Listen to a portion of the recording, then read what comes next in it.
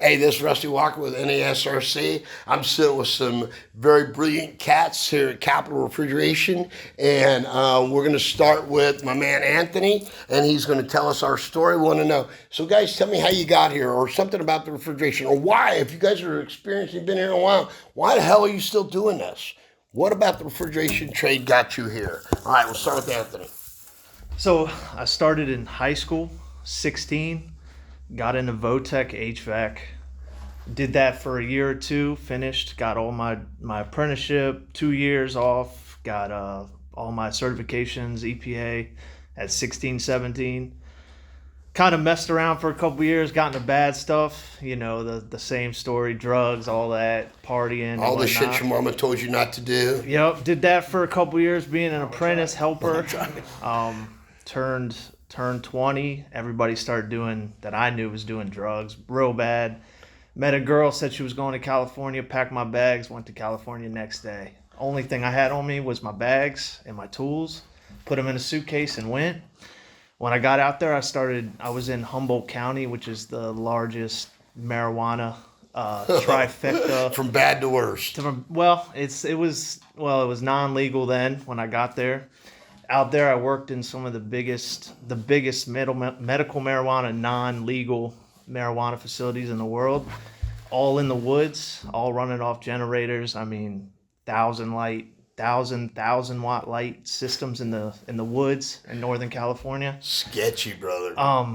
That got me into doing commercial HVAC because that's the giant cooling demand was through the roof, and I mean, like buildings that they're building commercial structures and then making the roofs camouflage so they can't be seen by helicopters, and building houses, but they're building garages that look like houses, but they're generators, sheds, so they can't see them from the sky. Cool. So through that, then they started buying CO2 extraction systems to separate to make solvents, and then I got into more medical facilities because then it got legal while it was there. So then now they're building legal facilities. So then it just went from, now it's legal. Now they have to have permits. So it was more legalized. Now they all have to have exhaust systems. They all have to have blast-proof chambers, blast-proof fans. And basically just did that for 10 years straight. Every day I was in a medical marijuana facility, every single day. And it got me thinking, because the CO2 thing was when they started telling me, oh, this is 2,000 PSI, this is 1,500. They're doing subcritical extraction with CO2. And it just kind of was like, well, who up here knows how to do this? Nobody knew how to do it. They're buying the stuff but didn't know how to work on it, didn't know how to run it. So then I started Googling it, trying to get into it. Really, you can't Google everything to learn that. No, you can't. It took me from there to kind of, had kids, did the whole nine, did that for years. And then finally we kind of came back to the East Coast. Just, you can't live in the woods forever, especially with little kids. And then can't work on weed forever. Can't work on weed forever. Well, it went legal, and then the whole price went down. So it's pay cut went down. Exactly. So I went from that to come back east, join the union, and just from making a phone call, they got me into. Someone said, "Oh yeah, the grocery store refrigeration company's hiring. I think they use CO2," and I was like, "Huh, okay." So jumped on day one, got in a refrigeration company, and then for the last 4 years, I've been doing just grocery stores, strictly grocery stores every day. So you digging it? Yeah, I like it a lot. I mean, it beats crawling under a house or being in the woods. So I hear you're the first dude I ever heard of who weed drove you to refrigeration. I think that's freaking awesome, man. Right. So that's the other way around. I mean, it's the other way around. That's a real basic. I simplified a lot there. There's a lot in between, but that's the gist of it. That is awesome, man. That's very good. Appreciate that, Anthony. Who's next? Sparky, go ahead. So I started working at.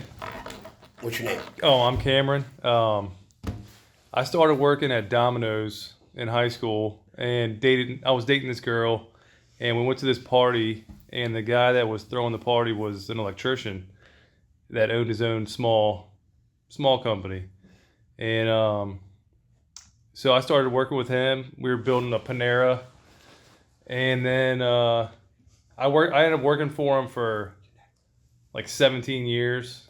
Oh, whoa. And while I was working with him, I was doing Trader Joe's in the DC area. I ended up doing them all by myself. I was the only electrician on site doing ground up. And I was working with Capital, like hand in hand with them. And they kept asking me for like, 7 years to come over. So I finally did. And I've been doing EMS with them ever since, for the last couple of years. And that's awesome. We go from weed to pizza. Somehow that fits, right? That was not on purpose, but that's awesome. I appreciate that. And that's just another trade that goes with the grocery store trade. And EMS, when he says EMS, he's talking about the communication from control to control, more kind of the computer control communication. And that's awesome. All right, who's the next victim? This is Bruce, Capital. So I was out of high school steaming crabs because I like being on the water, and had a guy come running around the corner on this little go-kart that he had just pulled out of the dumpster at Sam's Club where he was doing refrigeration work. And hey man, you want a job?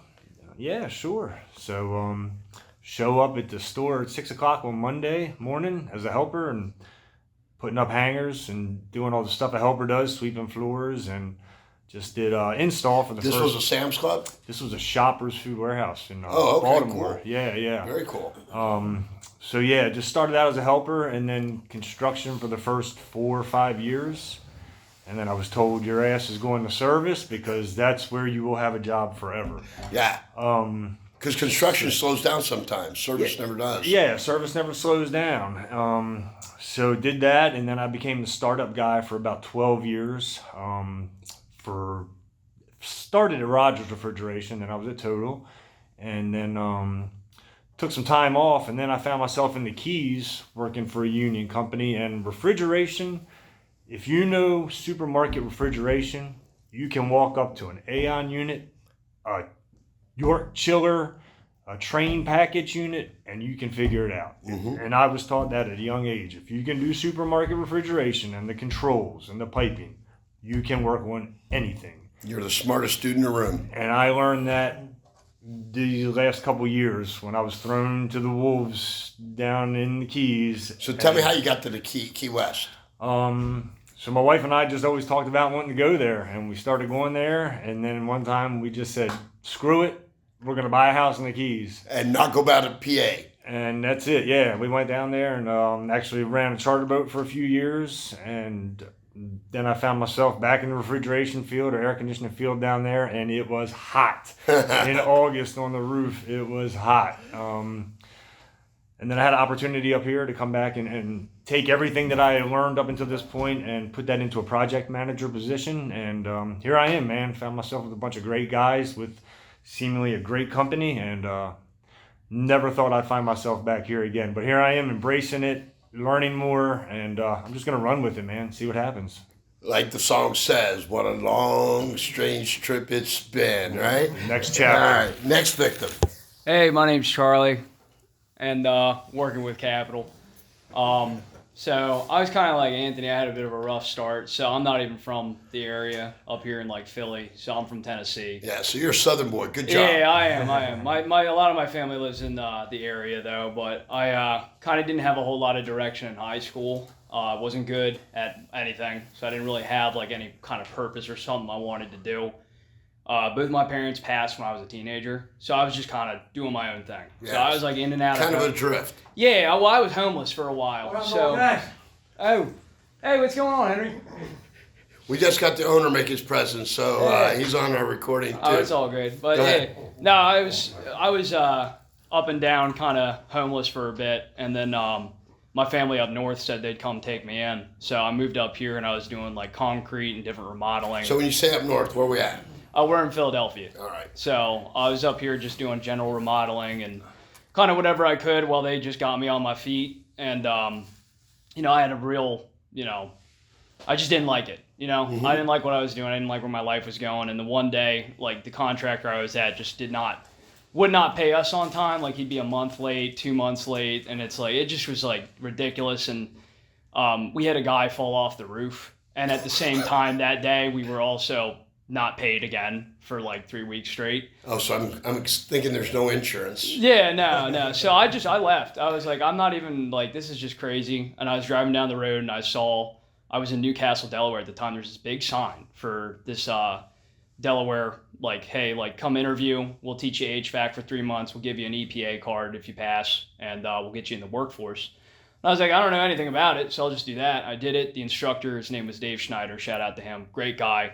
Got a job at a resi company, cleaning ductwork and selling systems for about a year. And funny enough, like, I don't know if anybody knows, like, Brian Orr HVAC school. Yeah. Big podcast out in Florida. Yeah, I've been on his podcast. So I was watching his YouTube videos because I always liked watching YouTube on just like the trade, trying to learn stuff. And they were tearing down this big Copeland recip. I was like, I don't work on that, and I want to work on that. I was like, what is that? So I started calling like people around or going in the Facebook groups, and I was like, well, there's more of those on this rack thing. And I like that Copeland compressor. It sounds stupid, but I was like, there's 6 of them on this rack. So it's like, that's got to be pretty cool. So I went to this place called Cold Tech, which is a refrigeration company. And there's a lot of good guys there, and I spent some time there. Knew nothing. First call I ever got was for a sub-cooler alarm, and I thought it was a sandwich cooler. And you know what I mean? Like, I'm walking around for 2 hours trying to find these hoagies that are warm, and it turns out it was a sub-cooler outlet temp sensor. But, That's you know, awesome. I had a really good guy over there who kind of taught me the basics, very methodical guy. Who was that? Angelo. It's a guy named Angelo P. Yeah, he's very, very methodical, very good mechanic, a lot of respect for him. And I got the opportunity to join the local out of Philly, the steam fitters up here. And I took the apprenticeship, which I'm still in now. I've been doing supermarkets for... What are you, second, third year? I'm going into third year. Third year? Yeah, So but 4 years in the trade, but by union standards, I'm going into third year. Okay, well, you have 4 years before you get your card? 5. 5 years? 5, That's yeah. beautiful. That's a lot of good training. Oh yeah, and I mean the school up there, they take it very seriously as they should, and like the amount, like the education I got before, I mean it was good, but like this is just another level. And the unions are really good about the apprenticeship programs. I'm really excited. I really like the union schools. All right, that's a real good school. Oh, it's great. Yeah. Again, going from nothing. You didn't do the weed first. Well, maybe you did, but you didn't grow the weed anyway. I plead the fifth, man. You know, I'm good. All right, we got another one. How you doing? My name's Wayne.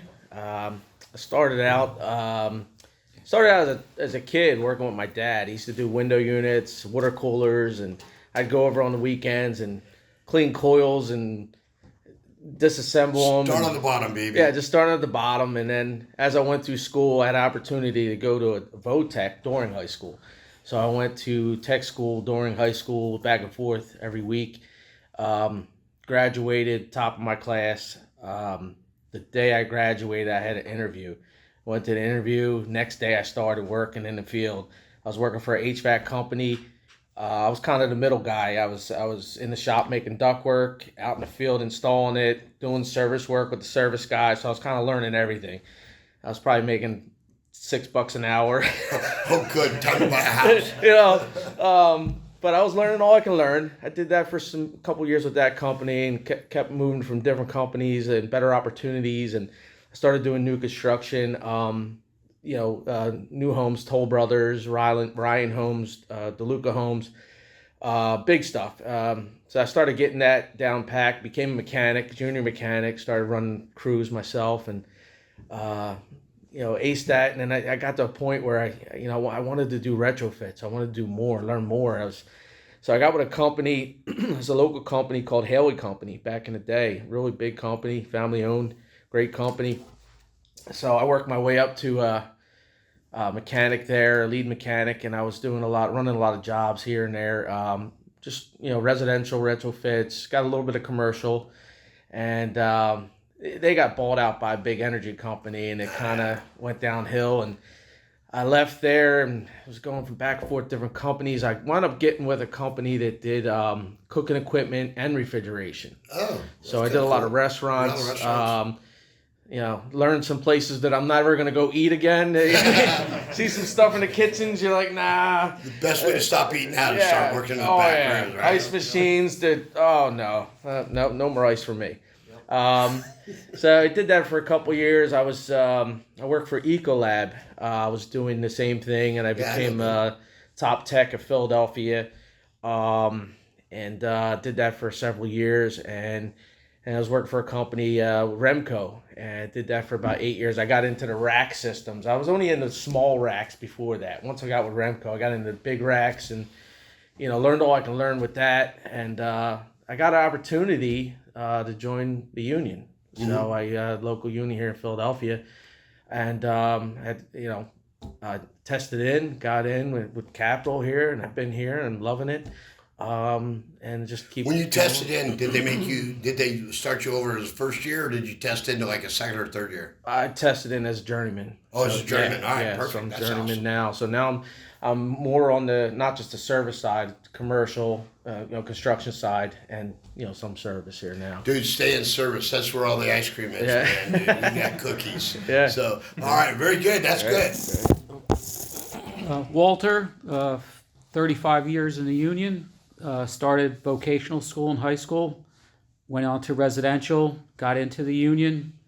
It's been great. Overtime, plenty of work. That's one of the reasons. Hey, just think, in a few weeks, God willing, we won't have to pay overtime on That's any true. overtime on tax on overtime, man. But the overtime pays the bills. It also pays for the toys. My son has gone through the apprenticeship now. He's a first-year mechanic. Went through the 5-year program. Again, family's good. Everything that's supported the whole lifestyle. So either you don't like your son and you put him in refrigeration, or you like him because you think this is a good place to be. Yeah. No, that's funny.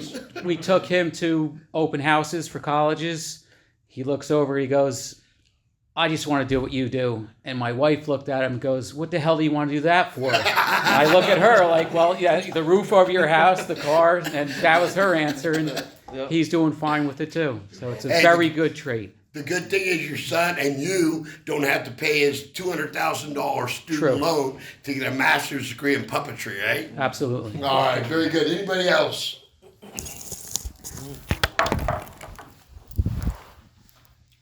All right, that's gentlemen. I appreciate your time. All right, here we go. One more. We got old school now.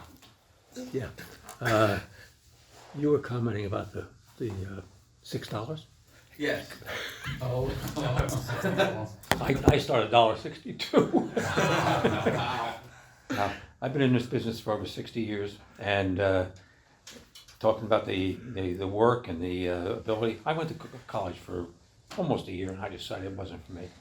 And when I got out, I was doing drafting work for a company. Actually, it was good. It was Singer Engineering up in Livingston, New Jersey. They design instruments to check the tolerances of jet engines, Oh, really? curvature of the vanes, and all Yeah, that yeah, stuff. yeah. But I decided I wasn't going to sit behind a drafting board all my life. But the comment I made just to somebody yesterday was that I've been doing this for 60 years. I've never missed a day's work.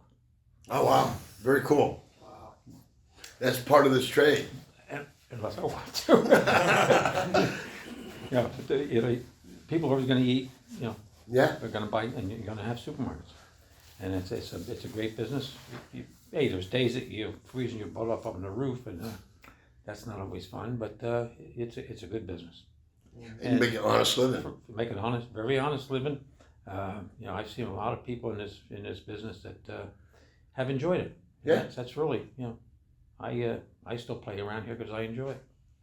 All right. Well, that's cool. And you've been 60 years in the trade? Started in 60. I started driving a truck when I was a junior in high school, between junior and senior year, delivering parts in the summertime. So that would have been 1960. 1960. So 64 years. Truck driving wasn't necessarily your thing? No, that's before I was going to college and stuff. Yeah, okay. And that stuff. But as a mechanic, 1963. Oh, wow. Very cool. Awesome. And $1.62 an hour. That won't even buy a piece of gum right now, right? Gentlemen, I want to say thank you. Appreciate the shout outs. And we'll see y'all tomorrow. For those of you who are going to be here for class tomorrow. Thank you. And what do you think of the class, guys? Great. Yeah.